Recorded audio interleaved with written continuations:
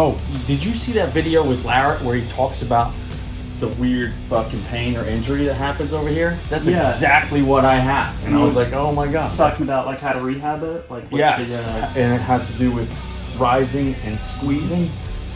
So I actually have to yet to incorporate that.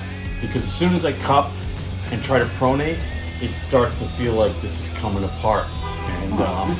And he said something weird where he was like, I think a lot of guys are dislocated there. And I'm like, I don't even know what that is. But it feels like a dislocation.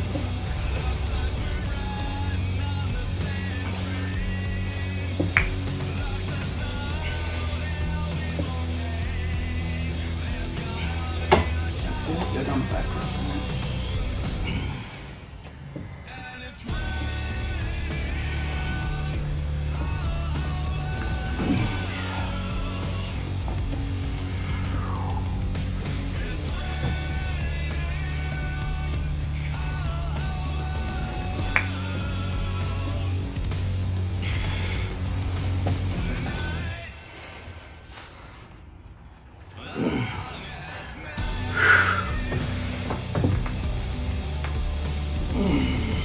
Yeah. Oh, fuck yeah. That feels great.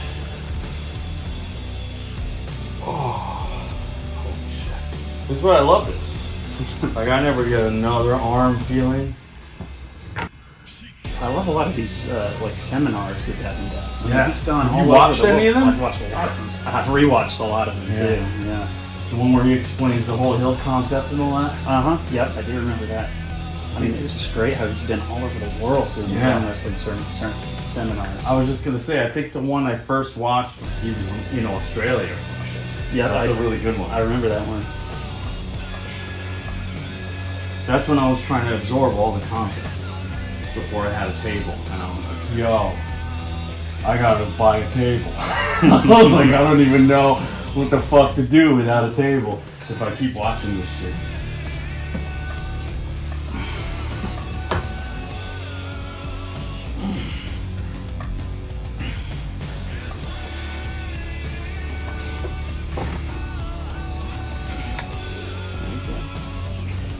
My pronator must be fresh.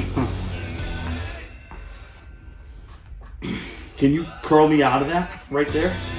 Yep. There you go. Do me a favor. Try that again. See if you could do it with just your hand. I'm curious. Okay. Because like if you let me come all the way down to here, and then I'm pronated a little bit, can you pull me back with just your hand? I don't have a good angle really to attack your wrist from here. So from I there, have to pull through you basically. and then how do you do it? Do that thing again? Oh yeah. So you're using side pressure. Side pressure. So just so you know, if my cousin ever shows up, when I get him there, do that again. He'll let me come all the way out here, and then from here, he'll just do this. And then he'll fucking do this. But he doesn't understand that movement that you did. Do that whole body movement again. That, if I can get my cousin to do that, because what he does instead is he goes like this, and then he goes like this.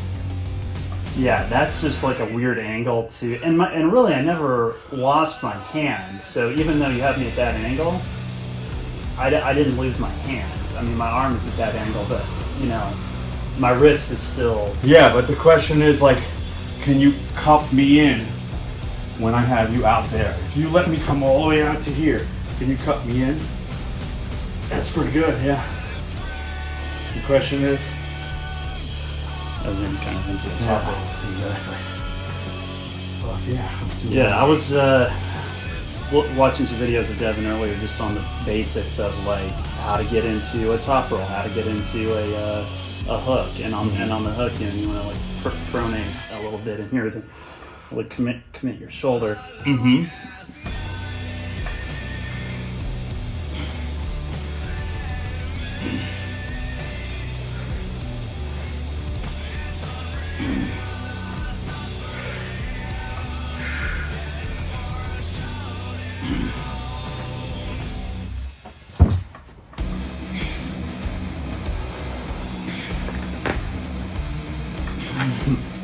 Yeah, it's that finger battle. Yeah, yeah.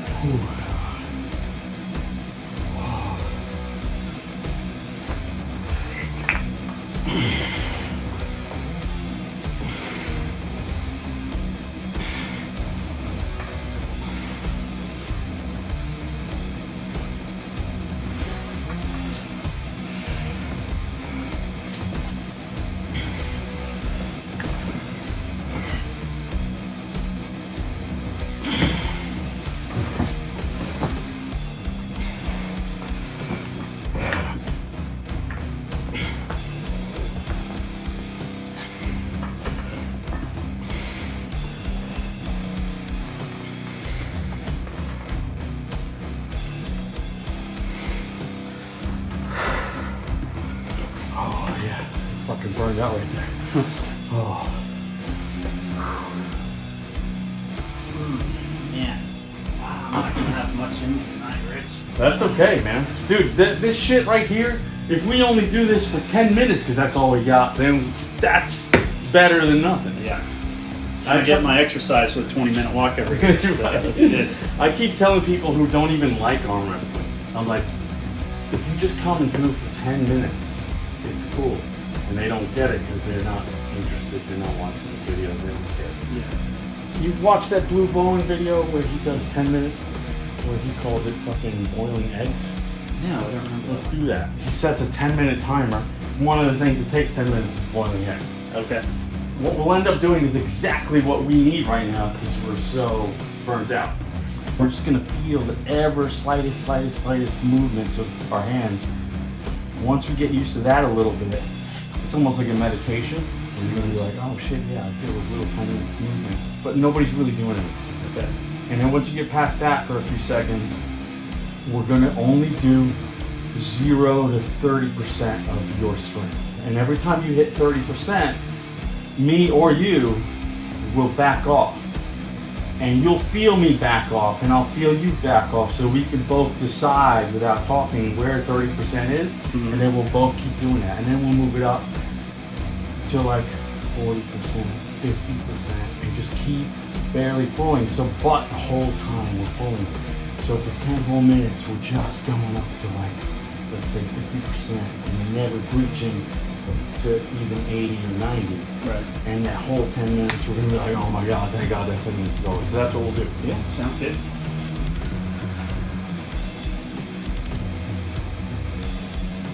Okay, so this part is my favorite because a lot of times, a lot of people don't spend this time in the understanding the other person's hand and pressures. So as soon as you start to think about the pressures the other person's giving you, you start to like minimally react. And then it becomes like this action and reaction from each person.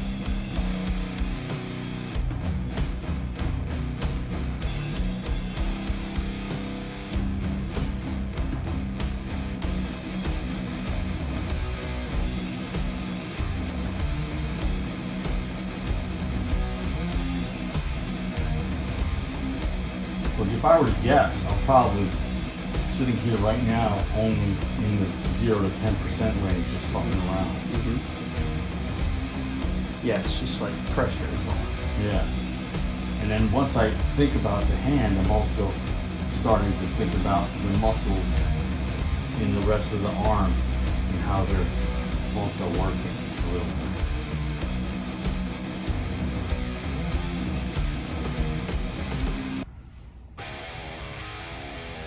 Have you tried the dad move on anyone yet?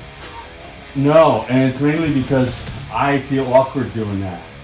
Because like if I ever get into a dad move, it's because my hand would probably slip by accident to go there, and my hand isn't big enough to be a dad move guy. You know? Yeah. You gotta have a hand like that. You know Yeah. how to do that, right? Because I'm nobody's fucking dad. That's the way I look at it. I'm always the child in the dad move.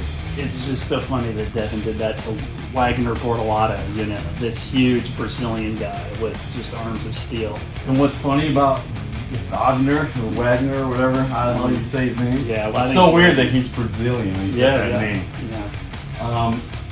I can't tell when he's standing next to Devin that he's that big. Because he looks like he's fucking 5'7" and like 200 pounds. But I think he's like 6'2" and like fucking 260 or something, right? Yeah. He's a monster. Yeah, because I think Devin was pretty big when they pulled him. Yeah. Because if you look at Wagner when he was thin still, like over 10 years ago, then you're like, oh, he's one of those skinny, lanky dudes. He's got so much muscle on now that he doesn't look like that. He looks like fucking Mel Gibson on steroids. He really does, yeah. Like this amount of pressure that I'm doing right now is probably at like 30% max, and I'm really feeling it. Me too. I'm Burning out. It's burning out for me too.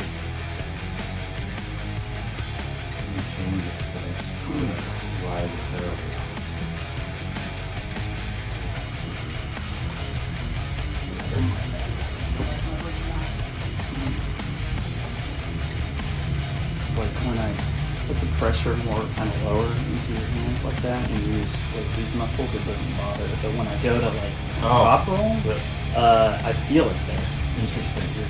And where do you feel it, here or here? Top? When I go to like pronate, it's like I'm feeling it right there. But when I kind of supinate like that, I'm feeling it more kind of in down here and in here, and not out there. Right. Which, you know, I know that if I'm really hurting out there, maybe don't go hard on the pronation. And it makes sense because I was pronating really hard last week. Oh, yeah. So, probably. That's So I already learned something from this. Exactly.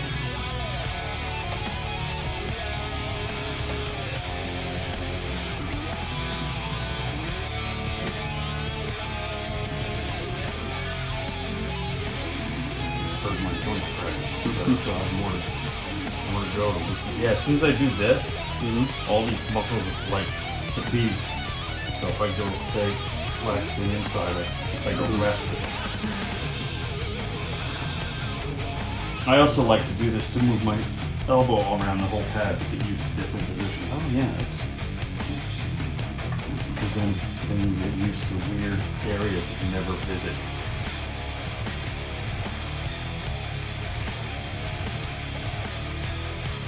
the other thing I've seen Devin talking about is where you actually like pop your hand out a little bit to kind of like right. when you're trying to climb. Yeah. So the kickback. Yeah, the kickback. That's what he calls it.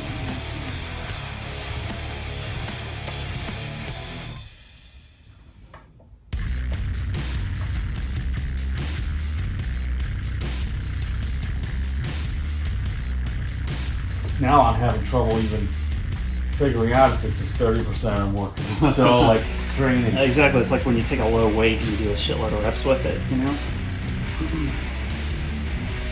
I guess the cool thing is it also allows you to find the position where you're straining the least and still apply pressure. Yeah, I feel like kind of what's a comfortable position for you. Right, where's your resting area? Because another cool thing about arm wrestling is you rest in one area before you attack in another area. That's what's cool about it.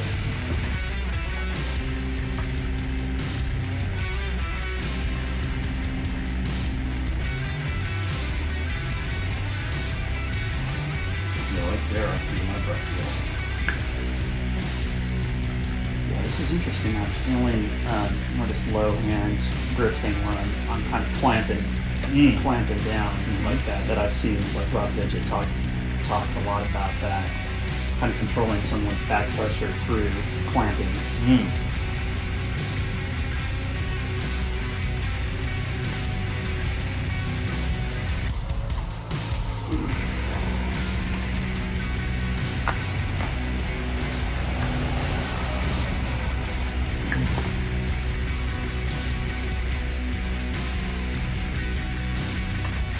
I watched that video the other day where Devin it was like a 15-20 minute video where he was just playing king of the table, and you know each guy would come up and go their hardest at him, and he would just sit there and hold it. And these guys, you know, big, strong-ass Canadian guys are just giving it 100%. He's just sitting there like this, just holding it. And he'll do it differently. Like he'd go for maybe the first several guys just inside, you know? So he's just holding them inside like that. And then they put the strap on and just go outside. But you could tell just, you know, these guys are pulling into just a wall. It's just a wall. When Devin is set, he got his shoulder forward like that. Yes. It is just a wall. Yeah, good luck getting that move, right? Yeah, I can't wait for this match on the 28th of May with Michael Todd. I think everyone likes Michael Todd, but I don't know, I think Devin could surprise people. Yeah, I like the idea that it's so hard to say who your favorite's going to be, because I want Devin to win more than anything.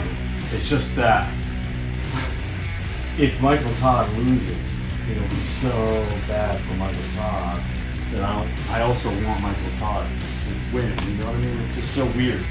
Because Michael Todd's been the champ for so long. Yeah. Because one of the reasons why I can't watch Michael Todd half the time is one time he posted a video where he was fucking crying on the fucking video. Talking about how COVID lockdowns, prevent something. And I'm just like, dude, why are you crying on the video, bro? Just be a tough guy, you know what I mean? Like, this is not the guy that beat Devin.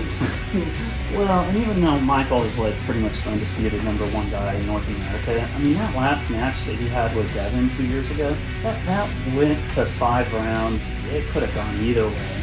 It really could have gone either way. Other than Devin would be like considered the #1 guy in North America. I can't believe this had been 10 minutes. I know. I'm just sitting here like, how long is this? Jesus. How do you Let me make sure the fucking thing like. Oh, it is. 1 minute left. Holy shit. That was rough, though. I think that was great. Yeah. Dude, it's hard, right? It's hard, yeah. Fuck. But here's the cool thing about that is all about healing. So, Jesus, I hope so. But didn't you say at first that you were like, I'm not sore at all? So what happened? It came on later? First day. Yeah, I wasn't sore at all that Friday, and then it came on that Saturday, and it crept up on 48-hour kind of thing. Yeah, it's how like when you do legs, like the soreness won't be the next day; it'll be the day after. Dude, I don't know what it is about being in my 40s, but all my soreness is like that. It's all 48, 72 hours, and then it feels like the worst pain is the second day. It just means I'm getting old. It could be. I always wonder what it is, because I've had different periods in my life where I'd be sore, and then other times I'm like, I'm not getting sore at all. And then there's the fact that you only get sore from eccentric muscle contraction. Mm-hmm. And I'm like, okay, well then, I'm just doing a lot of eccentric. But yeah, if you think about arm wrestling, how the fuck can you differentiate between eccentric and non-eccentric, right? Yeah. Most of it is being opened up and you resisting it. Yeah, exactly. And I think that's what fucks it up. I think that's what gets you sore. But that's your strongest muscle contraction is the eccentric. So, it's part of the game.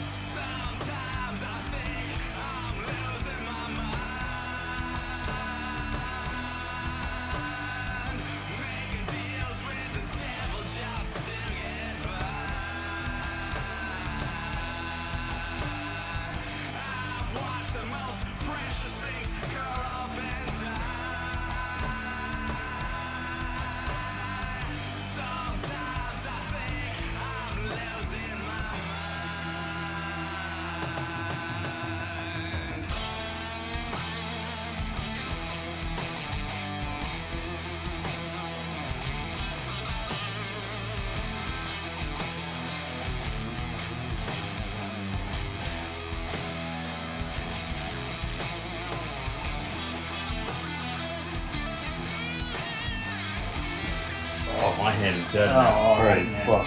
Oh, shit. Wow, that was crazy. Like, I feel it as if I don't know what I did. Like, I feel this.